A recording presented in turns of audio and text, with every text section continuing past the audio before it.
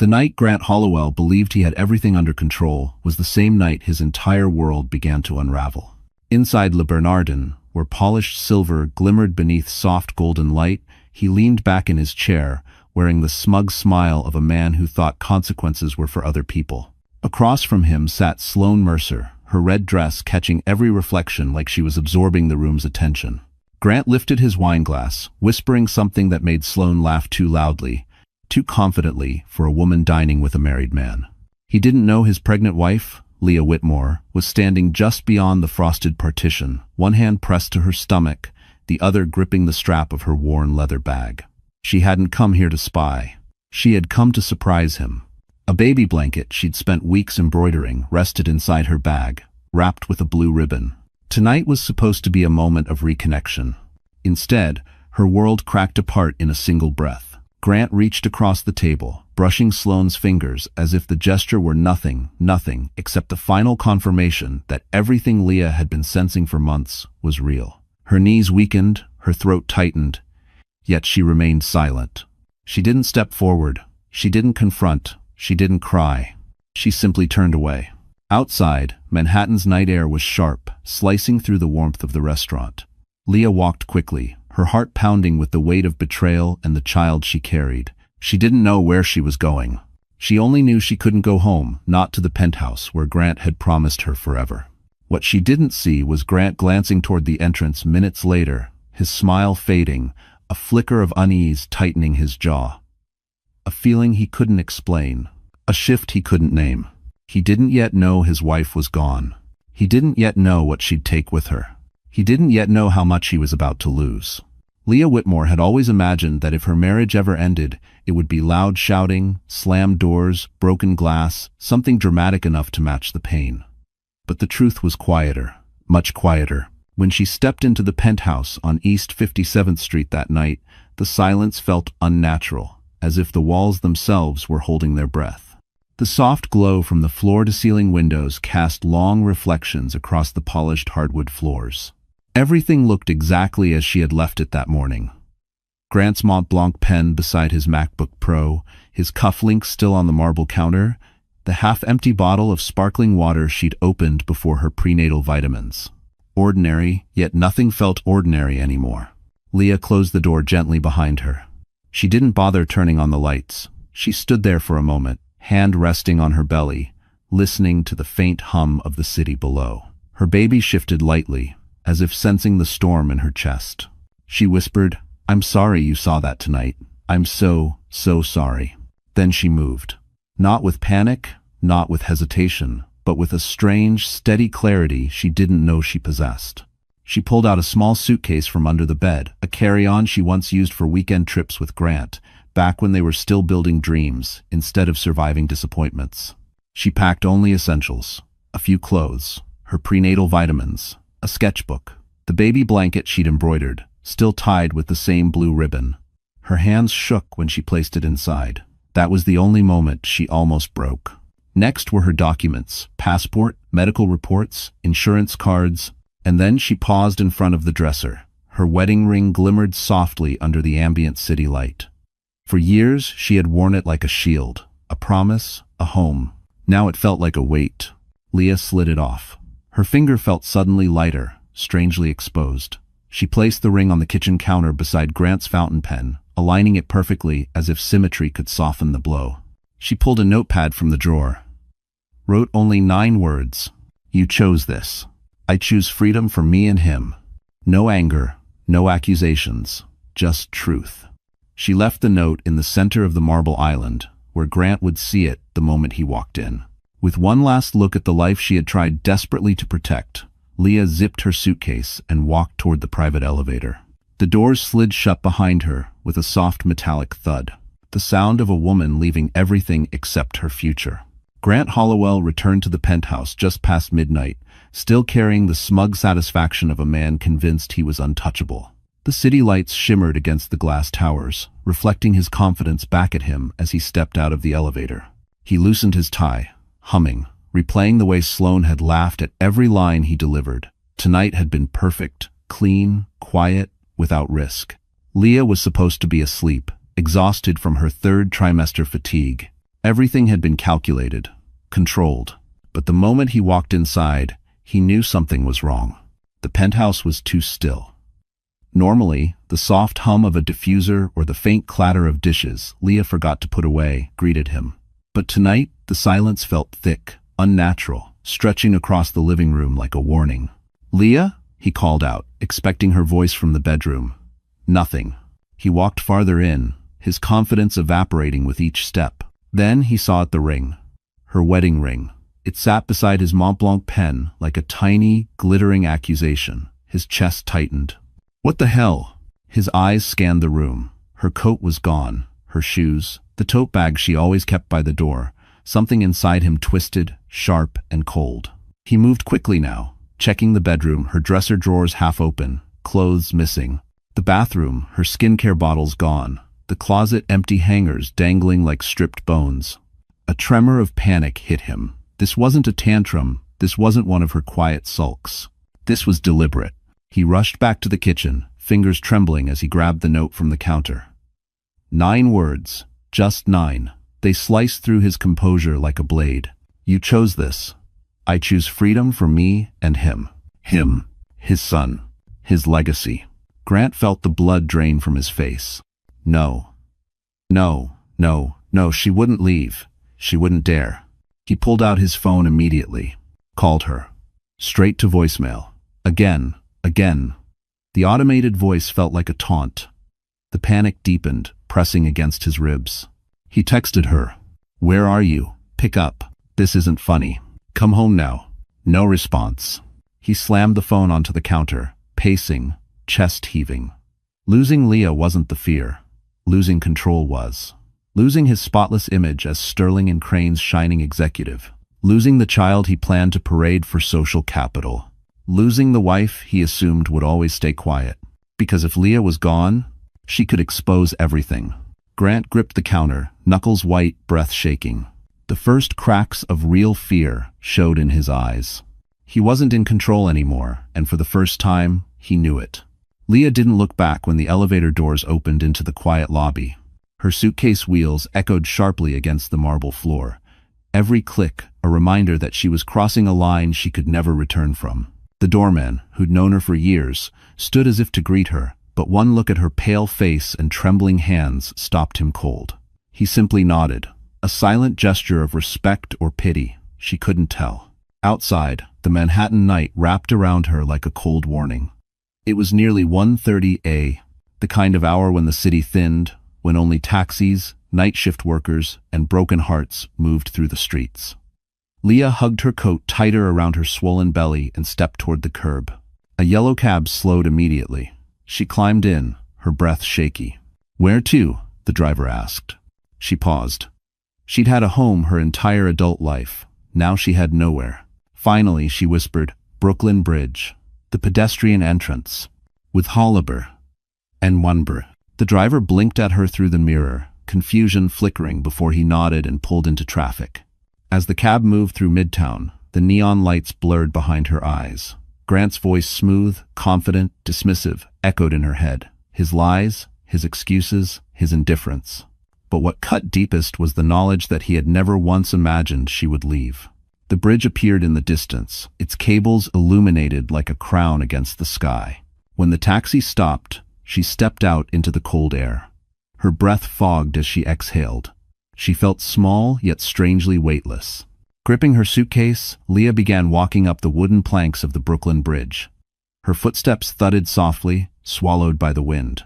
Down below, the East River shimmered with the reflections of a city that didn't know her pain or didn't care. Halfway across, she stopped. The wind tugged at her hair, carrying the scent of water and distant rain.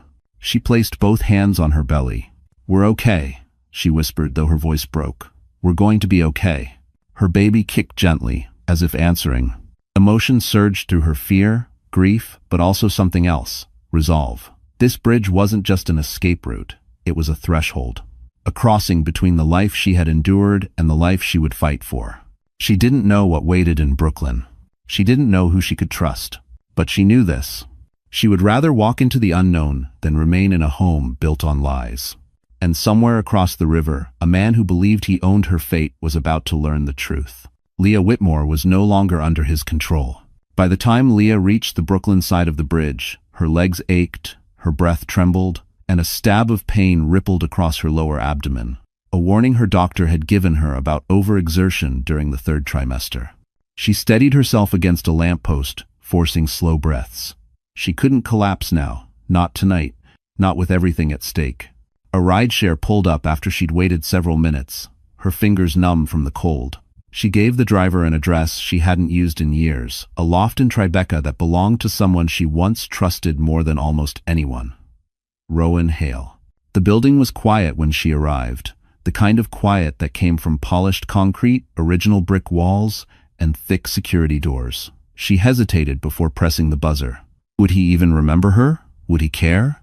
It had been nearly a decade since their lives went separate ways. The speaker crackled. "Hello?" His voice, deeper now, steadier, hit her like a memory she didn't know she still carried. "Rowan, it's Leah." A pause. Sharp intake of breath. Then the lock clicked. "Come up." Inside, the elevator opened directly into his loft. Warm light spilled across wide windows, overlooking Franklin Street. A half-finished sculpture sat on a workbench beside an open MacBook Pro and a steaming mug of coffee, untouched long enough to cool.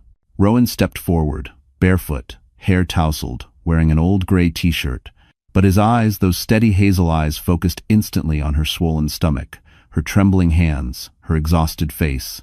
"Leah." His voice softened to something almost broken. "What happened?" The moment she tried to answer, her breath hitched. Tears she had choked back all night finally slipped free. Rowan didn't press for details. He didn't ask intrusive questions. He simply reached for her suitcase, set it aside, and guided her to the couch with the gentleness of a man handling something sacred. "Sit, I'll get you water." "Do you need to call your doctor? Are you in pain?" She shook her head, wiping tears. I had nowhere else to go." Rowan knelt in front of her, not beside, not across in front, eye level, grounding her. "You're safe here, Leah. Whatever happened, you're safe now." For the first time since discovering Grant's betrayal, her lungs expanded fully. The panic eased.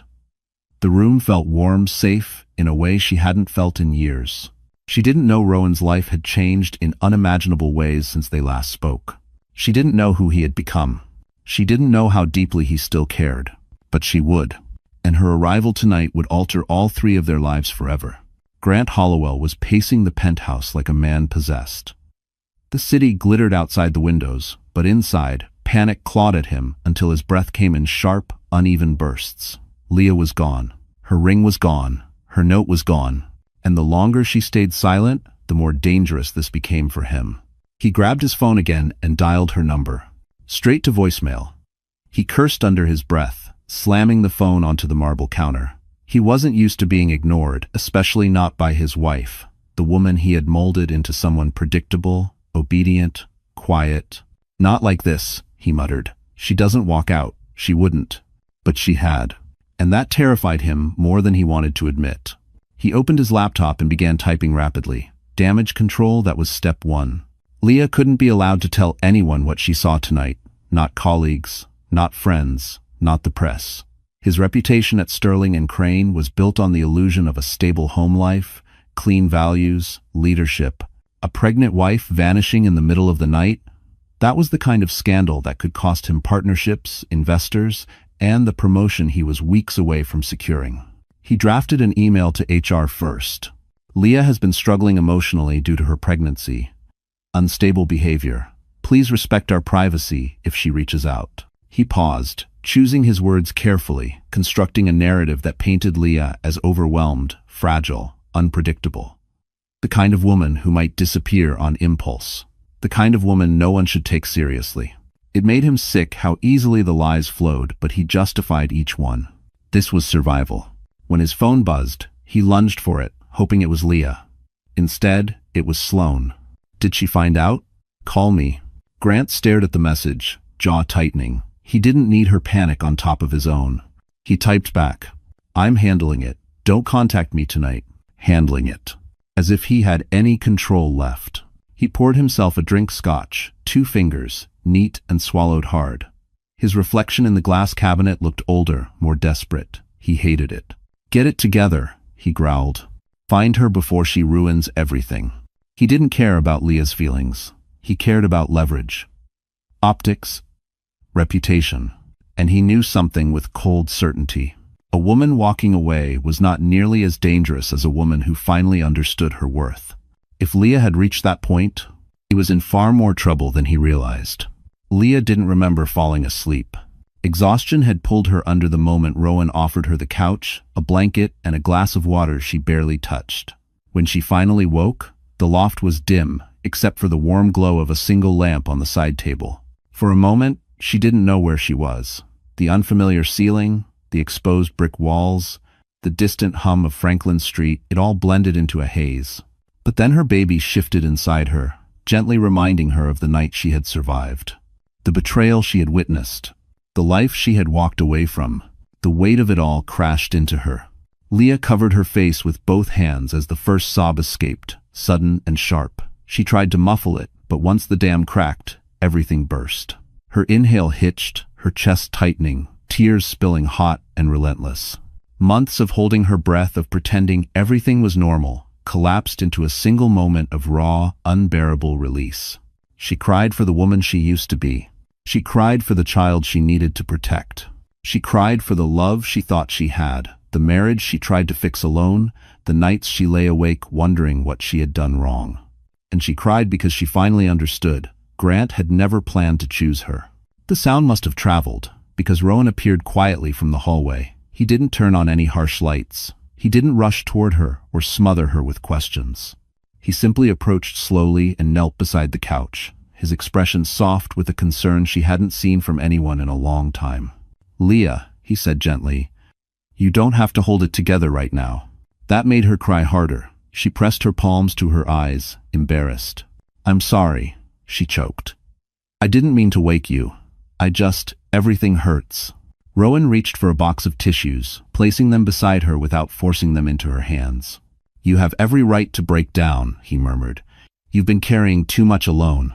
His voice wasn't pitying, it wasn't patronizing, it was steady, human, real. Leah wiped her cheeks, breath trembling, vision blurry. "I don't know what to do next," she whispered. "I don't even know where I belong now." Rowan's eyes held hers, unwavering. "You belong somewhere, you're safe. And until you find that place—" He paused, choosing his words with care. "You have this one." 8. For the first time in months, Leah felt the smallest flicker of something warm. The possibility that she wasn't as alone as she thought. While Leah lay curled on Rowan's couch, breath finally evening after hours of quiet tears, another part of Manhattan pulsed with a different kind of desperation, one wrapped in perfume, ambition, and a dangerously fragile sense of victory. Sloane Mercer stood in front of her bathroom mirror, reapplying lipstick with the precision of a surgeon. She wasn't shaken, not yet. But the unease in Grant's last message, short, clipped, unlike his usual arrogant calm, knotted her stomach. "I'm handling it. Don't contact me tonight." Handling what? The plan was supposed to be simple. Grant would slowly detach from his dull, overly emotional wife, secure his promotion, and make his relationship with Sloane public once the optics were safe. Sloane had invested too much into him to let Leah ruin everything now. She paced the length of her apartment, heels clicking against the hardwood. If Leah had seen them together at Le Bernardin, if Grant had panicked, if the wife decided to make noise, Sloane clenched her jaw. She couldn't allow that.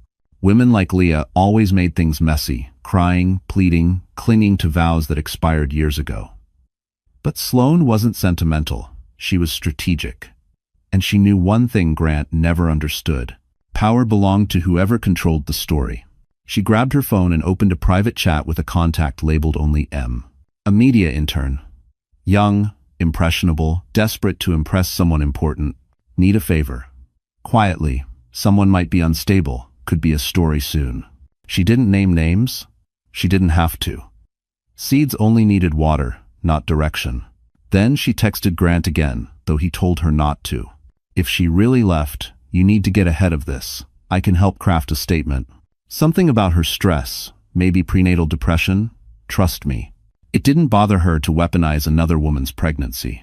In her world, vulnerability was either a tool or a trap. Leah had chosen wrong. Sloane's reflection smirked back at her polished, poised, predatory. "This isn't slipping away," she murmured. "You don't get to ruin what I built." But deep beneath her confidence, a flicker of fear stirred. Grant wasn't answering, and if he lost control, if he spiraled, her entire future could evaporate. So she made a final decision, one born not of loyalty, but self-preservation. She grabbed her coat, smoothed her hair, and headed for Grant's penthouse.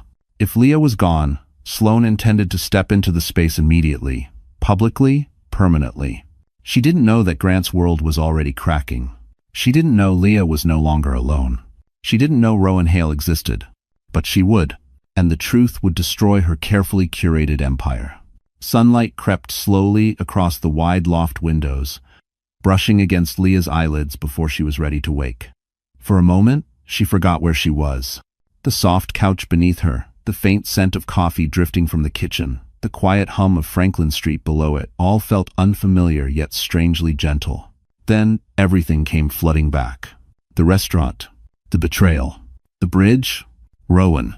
Her chest tightened, but the ache wasn't as suffocating as the night before. She shifted carefully, one hand instinctively covering her belly.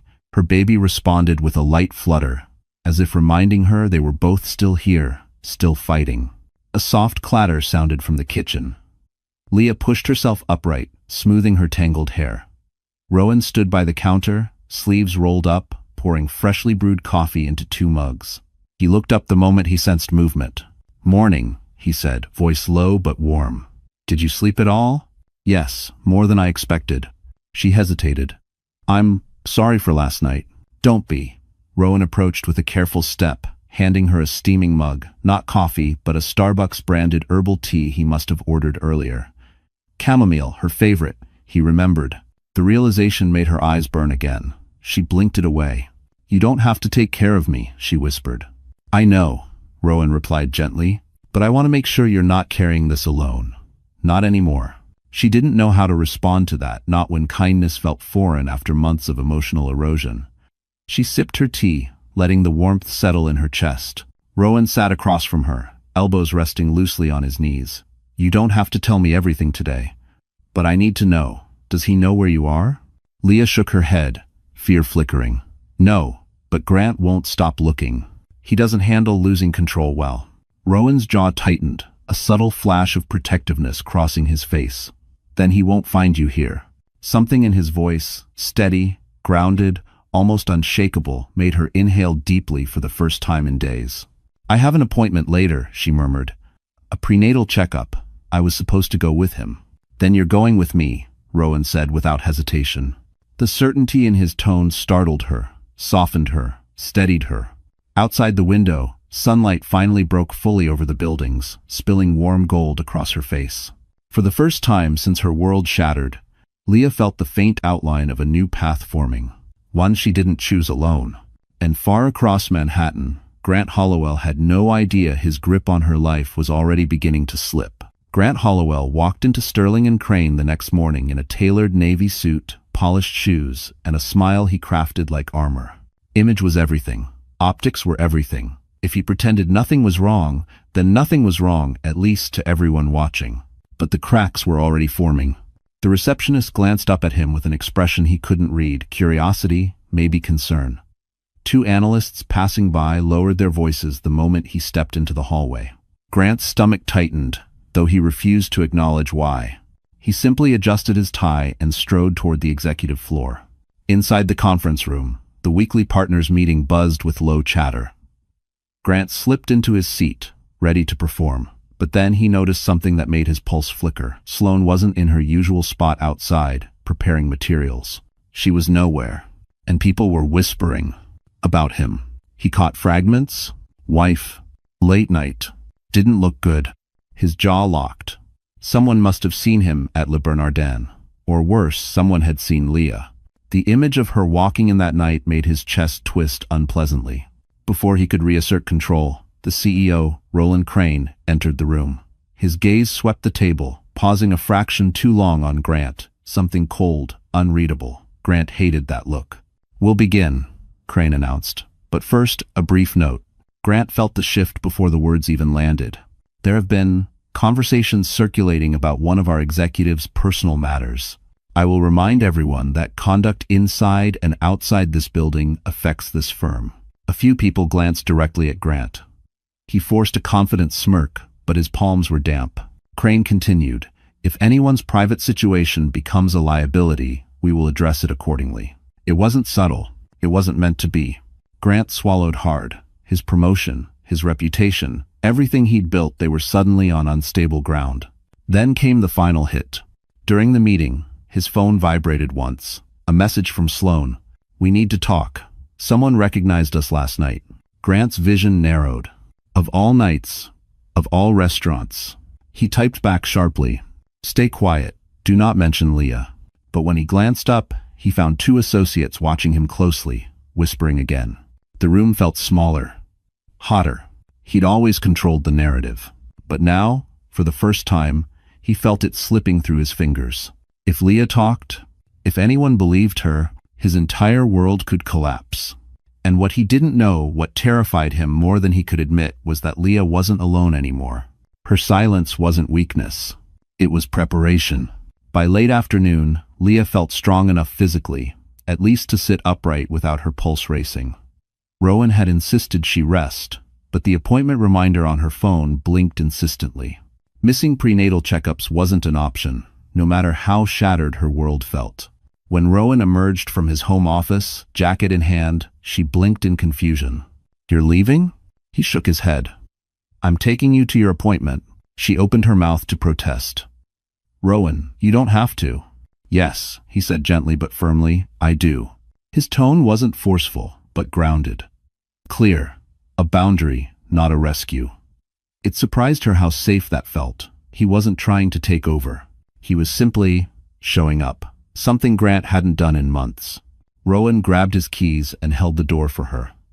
"We're going in my car. The Uber surge is insane right now." A subtle joke. She managed a small smile.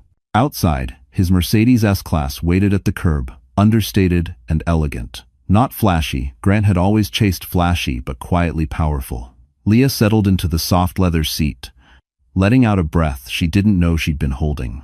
The drive to the clinic on 67th Street was quiet, except for the soft hum of the engine and the occasional honk from impatient Manhattan traffic.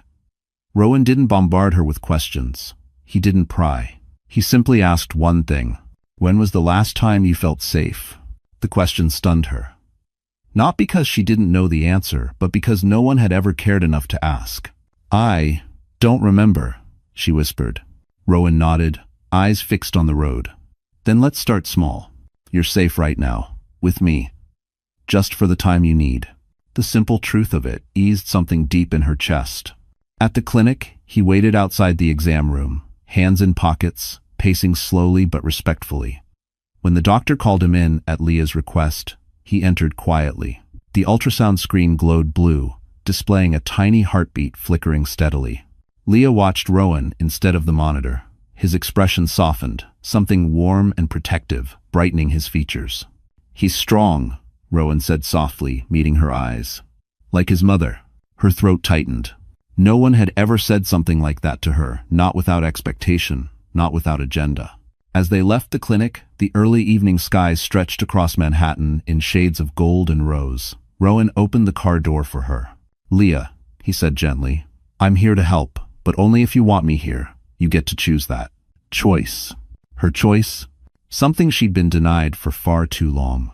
For the first time, Leah felt the shape of a future she could control, and it terrified Grant Hollowell more than he could ever imagine. By the next morning, the walls around Sterling and Crane felt tighter, sharper, almost hostile. Whispers had spread beyond the executive floor, slipping into cubicles, lounges, even the elevator ride.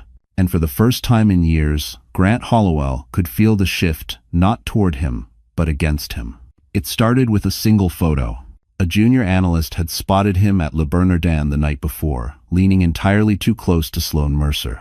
The blurry picture made its way into a private group chat among employees, and from there, into the company's internal rumor mill, where stories evolved faster than truth. Now, the image wasn't blurry. Now, it wasn't speculation. It was a spark, and the whole company was dry timber. When Grant stepped off the elevator at 8:32 a.m., conversations died instantly. People turned away or pretended to scroll through their phones. A few didn't bother hiding their stares. He forced a smile, the charm he used to rely on. Morning. No one answered. Inside his office, his assistant, Mara, hovered anxiously near her desk. Normally composed, today she couldn't meet his eyes. "Is there something you need to tell me?" he asked flatly. She swallowed. "Mr. Crane wants to see you, right away." Grant stiffened. "About what?" Her gaze darted toward her monitor, where a tab quickly disappeared. "I think you already know." He didn't. He feared he did. He entered the CEO's office with a confidence he didn't feel. Roland Crane didn't offer him a seat. Not a good sign.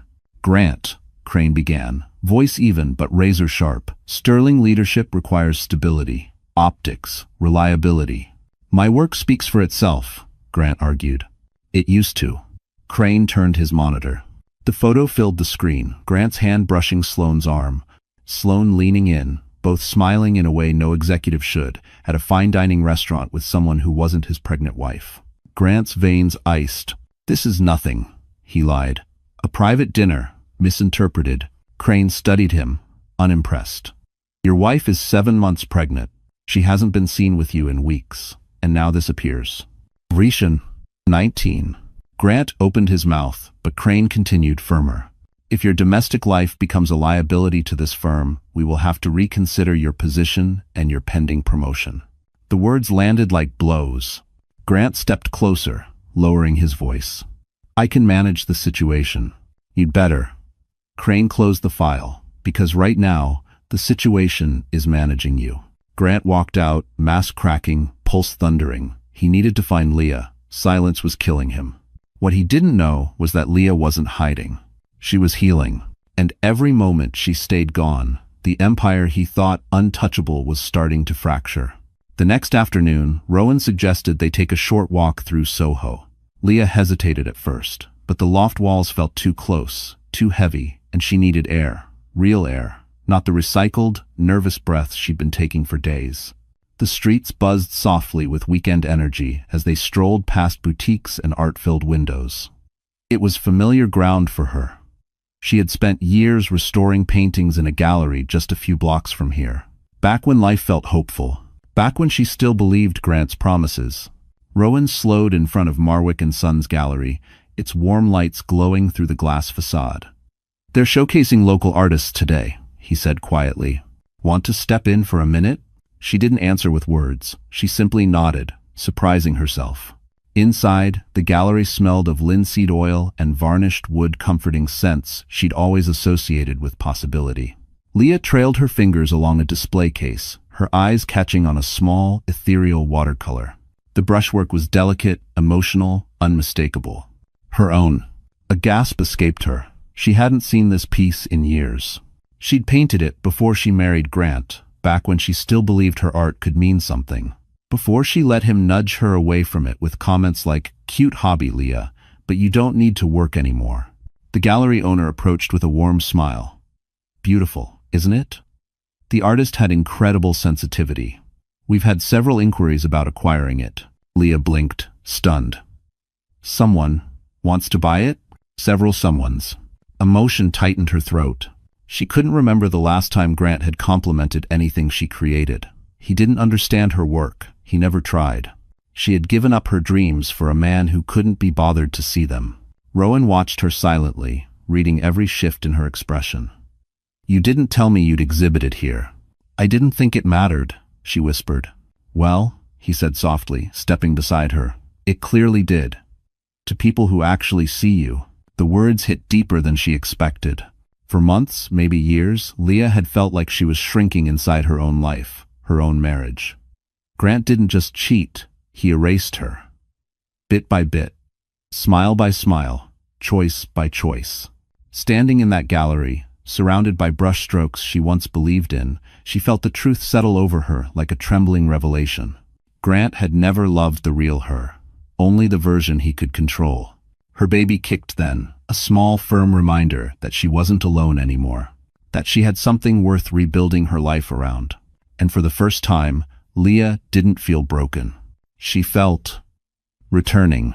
While Leah was rediscovering pieces of herself in Soho, across Manhattan, Sloane Mercer sat in the dim office she shared with her PR team, scrolling furiously through her phone. Grant still hadn't responded to her last message. And worse, every attempt she'd made to shape the narrative inside Sterling and Crane had been met with cold, suspicious silence. People were watching her now, whispering, connecting dots she hadn't authorized anyone to connect. Her instincts screamed at her. Find out who's helping Leah. So she dug. Sloane prided herself on having a talent for secrets, knowing them, using them, burying them.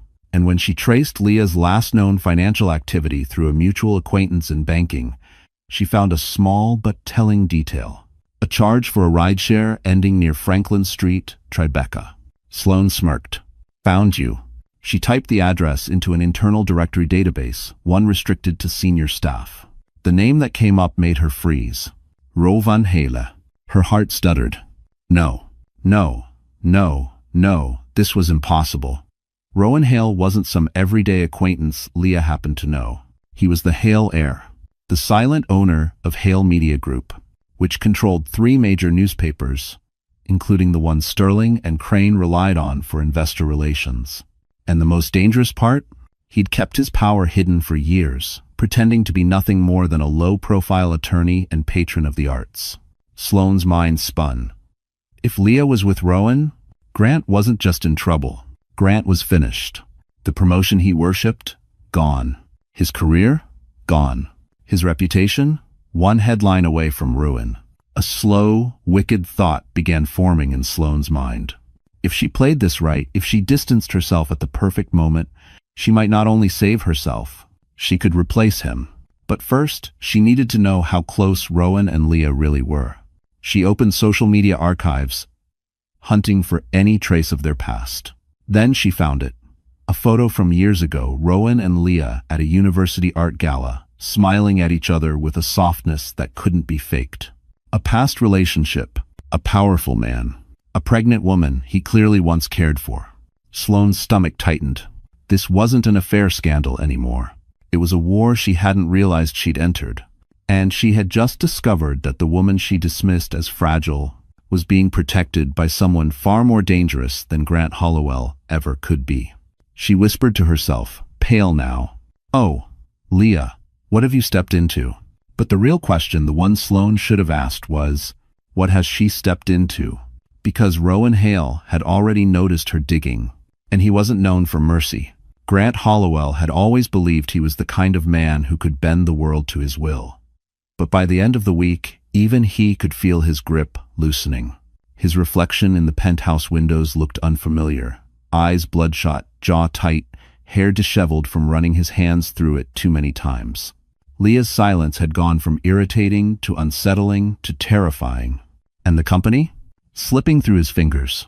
He sat at his dining table with a drink he didn't taste, scrolling through internal messages he wasn't meant to see. Rumors. Speculation. Whispers that he was unstable or losing focus. Someone had even suggested postponing his promotion vote. He slammed the glass down hard enough to crack it. Who's spreading this? He suspected Sloane at first, loyal until threatened. But no, she was too smart to sabotage herself. Then he saw it. A forwarded email mentioning a powerful outside influence asking questions about him. A name floated through his mind, uninvited. Rowan Hale. A name he hadn't heard in a decade. A name Leah had once spoken with softness. His stomach soured. Leah couldn't be with him.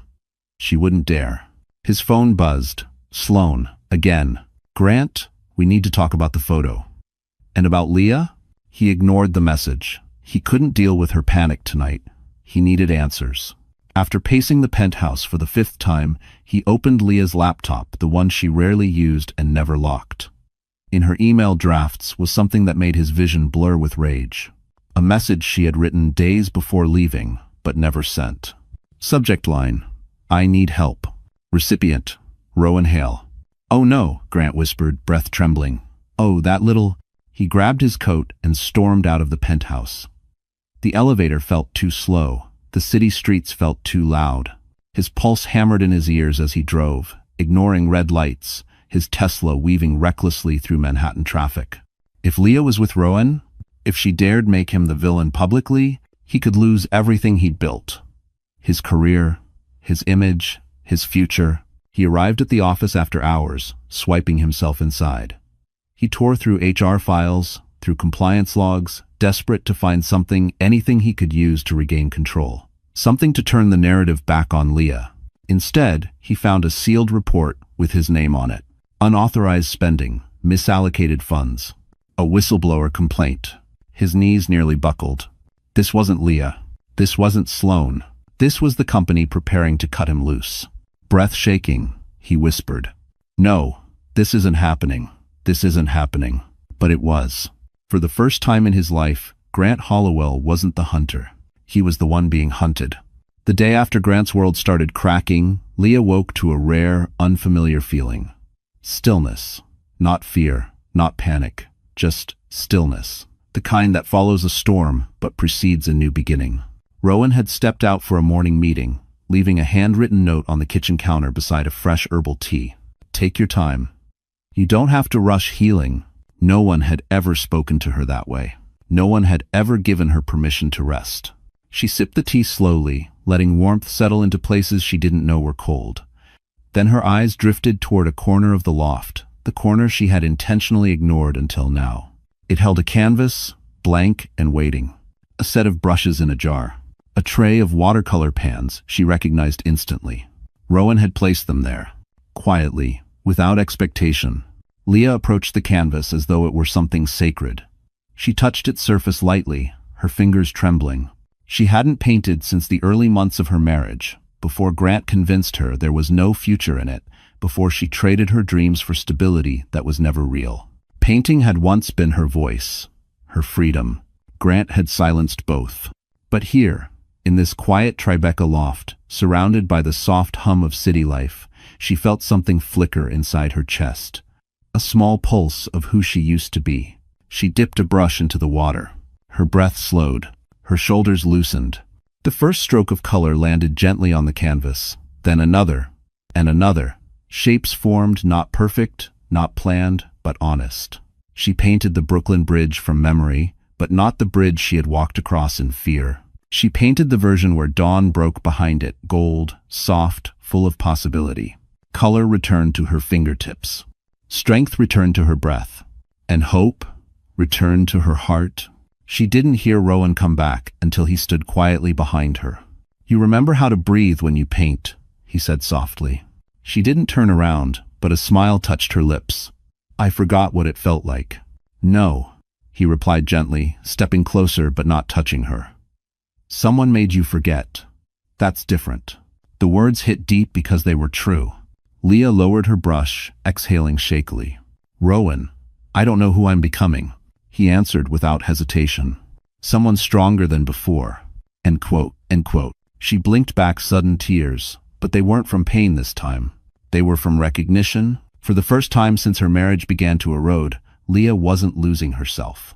She was finding herself again. Grant Hollowell hadn't slept. Not really. He had only paced through the penthouse, through the edges of his unraveling mind, through every possible scenario of where Leah could be hiding. Each hour she stayed gone was another crack in his empire. Another threat to the image he'd built, brick by fraudulent brick. By sunrise, his desperation sharpened into something darker. He needed to find her. He needed control back. He began with the obvious, her friends. Most of them ignored him. A few answered with cold civility, claiming they hadn't seen her in months true, thanks to the isolation Grant had orchestrated. Then he searched her phone records, her emails, her financial statements, every trace he had access to. Nothing. Leah had vanished cleanly, which infuriated him. She wasn't clever enough to pull this off alone. Someone was helping her. He scrolled through Leah's gallery contacts, pausing at names she'd once mentioned. His gaze froze when he saw one entry buried in her old emails. Rowan Hale. The name struck him like a blow. He remembered Rowan vaguely. A quiet, driven man who'd once circled Leah during their college years. Grant had dismissed him back then as unimportant, someone who would never pose a threat. But now Rowan Hale was everywhere. In Leah's unsent email. In internal Sterling and Crane whisper networks. And according to a quick search in a database, Grant wasn't supposed to access at an address in Tribeca. The realization hit him like a drug. She was with him. She ran to him. Unbelievable, Grant muttered, fury rising from his chest like smoke. She thinks he can protect her? Without thinking, he grabbed his keys and stormed out, practically throwing himself into the Tesla. His mind raced faster than the car tearing through morning Manhattan traffic. He pictured Leah in Rowan's loft crying, fragile, telling her sob story to an old flame who'd always looked at her too softly. Grant's hands tightened around the steering wheel. Leah belonged to him. She was his wife, carrying his child under his roof. And she dared run. She dared hide. She dared make him look weak. As the skyline shifted, as Tribeca drew closer, his anger bloomed into something dangerous. He parked illegally, barely noticing the ticket officer shouting after him. His pulse roared in his ears as he stared up at Rowan's building, sleek, modern, expensive. Too expensive for an attorney, too quiet for someone ordinary. Grant didn't know Rowan's true power yet. He didn't know this was the last place he should ever walk into. He didn't know his arrival would trigger consequences he couldn't escape. He only knew one thing. Leah was inside and he was going to get her back. Grant didn't knock. He slammed his fist against Rowan Hale's loft door so hard the metal frame rattled. Inside, Leah flinched, her brush dropping onto the floor. Rowan rose immediately from the kitchen island, eyes sharpening into something cold and alert. The second knock wasn't a knock, it was a threat. Rowan stepped toward the door. "Stay here," he murmured to Leah. But she grabbed his sleeve, breath trembling. "He'll hurt you. You don't know what he's like when he's angry." Rowan turned to her, voice steady. "Leah, he's not getting near you." On the third hit, Rowan opened the door. Grant stumbled inside with a fury that filled the room like smoke. His eyes were wild, his movements sharp, his breath shallow with rage. "You," he growled, pointing at Rowan. "Where is she?" Rowan didn't move.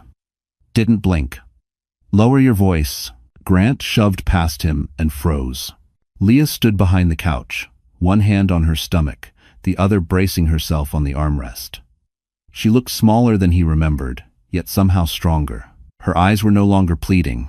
They were calm, resolute. "Leah," Grant exhaled, the rage shifting into something manipulative, familiar. "Baby, thank God. I've been worried sick." And well through. Rowan stepped between them so smoothly it looked effortless. "Don't call her that," Grant snapped. "This is my wife. Move." "No," Rowan said simply. Something inside Grant broke. He reached forward, grabbing Rowan's shirt, but Rowan caught his wrist midair, grip firm, unyielding, not violent, but immovable. "Let go," Rowan warned quietly. Grant jerked back, humiliated. "You think you can hide her from me? You think you can keep my child from me?" Leah inhaled sharply.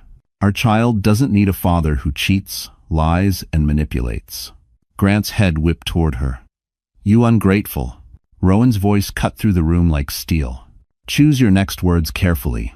Grant glared between them, chest heaving. "You're making a mistake, Leah. You can't leave me. You have nothing without me." Leah straightened, shoulders trembling but firm. "I have peace without you.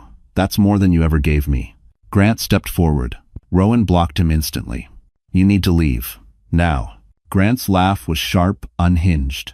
"You think this is over? I'm going to destroy both of you." He stormed out, slamming the door so hard the frame shook. Leah collapsed onto the couch, breath shaking. Rowan knelt beside her, voice gentle again. "You're safe. I promise." But Leah stared at the door, heart pounding. Because nothing about Grant's last words felt empty. And somewhere inside her, she knew. The war had officially begun. Grant Hollowell stormed out of Rowan's loft like a man escaping a burning building, except the flames were inside him. Rage, humiliation, fear, all boiling into something reckless. He didn't return home. He couldn't sit still. Instead, he drove straight to Sterling and Crane, intent on reclaiming control of the one thing he believed was still his: power. But by the time he stepped through the office doors, power had already slipped from his hands. The air shifted when he walked in. Conversations halted. People stepped aside. Phones lowered. Grant had always enjoyed attention, but this wasn't admiration. It was anticipation. A crowd watching a man they knew was about to fall. Mara, his assistant, rushed toward him, pale and frantic. "Grant, don't go in there. They're reviewing," but he shoved past her. "I don't care." He pushed open the boardroom doors. Every executive looked up, faces carved in stone. Roland Crane stood at the far end of the table, a folder in hand. A very thick folder. "Good," Grant snapped. "You're all here. We need to talk about the rumors." Crane cut him off. "Sit down, Hollowell." Grant froze. No one spoke to him like that. He didn't sit. Crane opened the folder. "We received a whistleblower complaint 3 weeks ago. We kept it internal while verifying the details." "Complaints?" Grant scoffed. "About what?" "The misuse of company funds," Crane said calmly. "Your misuse." The room erupted into whispers. Grant's stomach dropped. "No, that's impossible. This is fabricated. Who started this?" Crane slid a stack of documents toward him. Receipts, wire transfers, personal charges disguised as corporate expenses, all with his signature. All undeniable. "This is a violation of federal compliance," Crane continued. "Effective immediately, you are suspended pending investigation." Grant's throat tightened. "You can't do this. You need me." "My promotion." "Your promotion," Crane said flatly, "was rescinded this morning." Silence detonated across the room.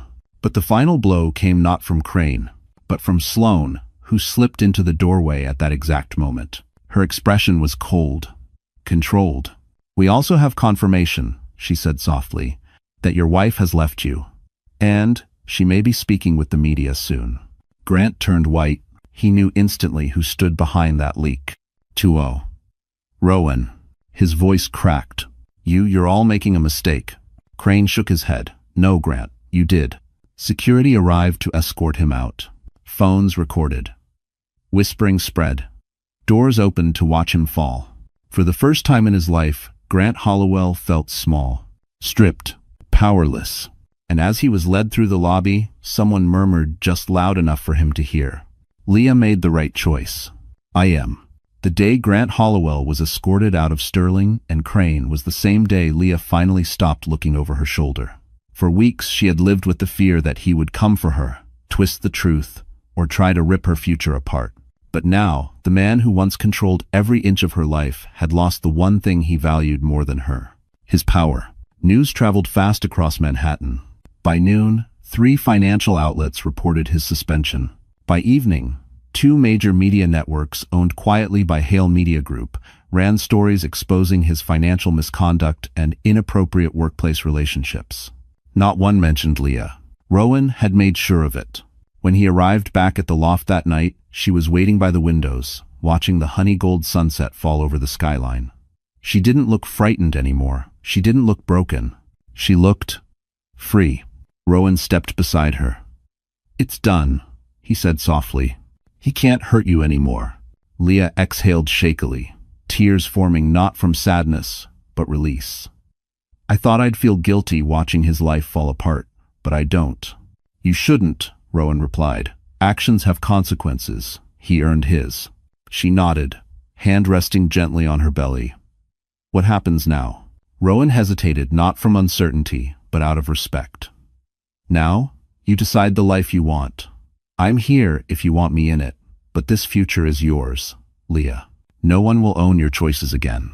Her eyes softened. "You've protected me more in weeks than he did in years."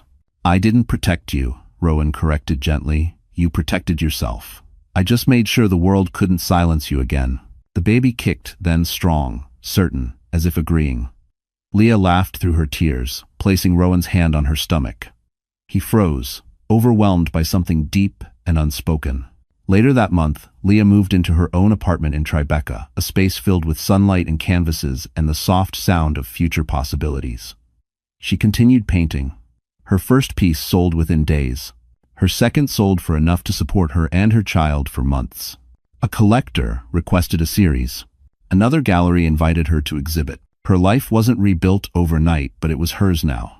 When her son was born, Rowan was there calm, steady, holding her hand as she brought new life into the world.